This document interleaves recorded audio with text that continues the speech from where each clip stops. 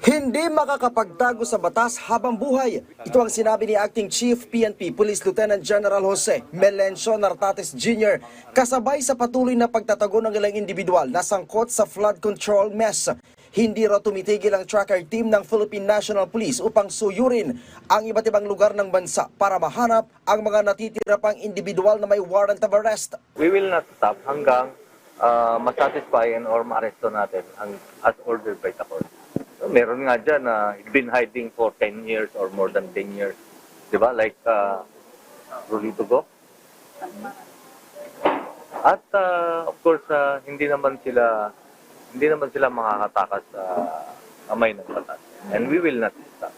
Git pa ni Nartates na lumiliit na ang lugar na pinagtataguan ng 7 pang akusado ng flood control scandal sa Oriental Mindoro. Kabilang na dito si dating Representative Zaldi Co.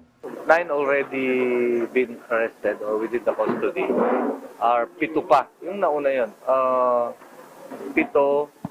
So 3 nandito, 4 nasa abroad. So of course we have already coordinated with the yung ating other law enforcement agencies abroad. Malakas ang ating coordination dyan. And we have 3. Of course, marami tayong tracker team. Sana mahanap nila kagad. Sa kabila ng pagsuko ni Sara Diskaya sa NBI, nilinaw ng PNP na wala pa silang hawak na warrant of arrest laban dito at iba pang sangkot sa Ghost Flood Control Project sa Davao Occidental. We arrest persons by virtue of warrant of arrest and or without warrant of arrest. Yung kagagawa lang ng krimen, pwede kami mang-arrest.